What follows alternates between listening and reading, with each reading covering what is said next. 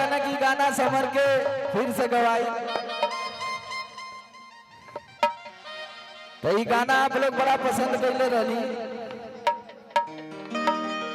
कि ले हगर में छनात होई तेलावा में का तो गुरही जलेबी अभी चाय पिया बेलावा में गुरही जलेबी अभी चाय पिया बेलावा में गुरही जलेबी अभी चाय पिया बेलावा में ले हगर में छनात होई तेलावा में ले हगर में छनात होई तेलावा में ले हगर में छनात होई तेलावा में। आराम से दौड़ भागा मत बांध के चला बाबू बांध के भागे के ना है।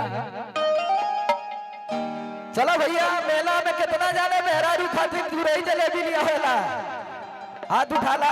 सब कंजूस बड़े हैं, नहीं सब दिलदार हुआ की सब कंजूस है, देख रहे हैं एकदम अरे शांत हो जाते सब हैं। हमारे भाई हुआ कुल दिलदार हुआ का हो भैया सही ना।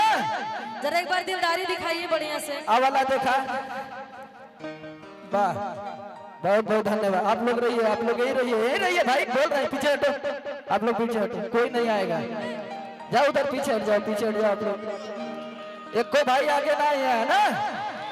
चलो हमारे साथ नाच के गवा लोग अरे किले हगर में छना तू होई तेलावा में नाच के गुरही जलेबी अभी चाय पिया बेलावा में गुरही जलेबी अभी चाय पिया बेलावा में गुरही जलेबी अभी चाय पिया बेलावा में चाय पिया बेलावा भी चाय पिया बेलावा में गुरही जलेबी अभी चाय पिया बेलावा में गुरही जलेबी अभी चाय पिया बेलावा में गुरही जलेबी अभी चाय पिया बेलावा में।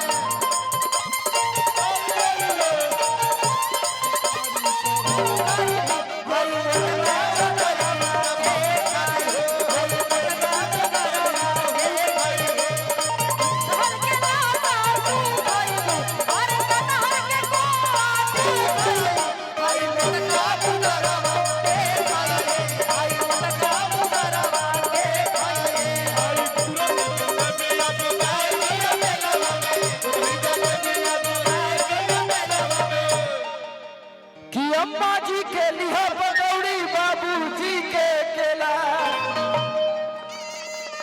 और देवर जी के बर्फी छेना ननदो जी के केला।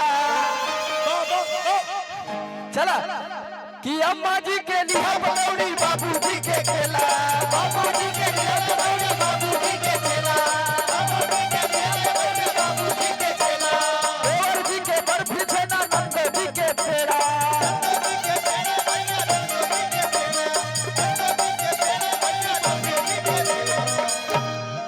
और मेला में एगो घटना अक्सर होला भैया हम जानत थी का होला जानत हुआ हाँ अरे की जे बाबा बचैले रही है भीड़ी आके रेलावा में।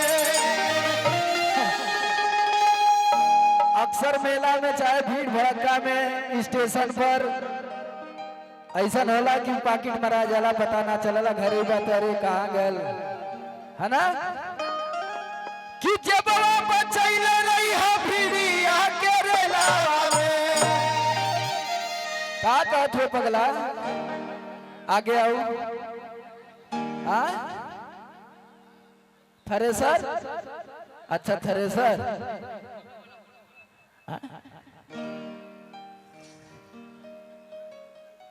चला कर बात हो जाई। और किचे बाबा बचैले रही है भीड़ी आके रेलावा में त गुरही जलेबी अभी चाय पिया बेलावा में गुरही जलेबी अभी चाय पिया बेलावा में गुरही जलेबी अभी चाय पिया बेलावा में चाय पिया बेलावा भी चाय पिया बेलावा में गुरही जलेबी अभी चाय पिया बेलावा में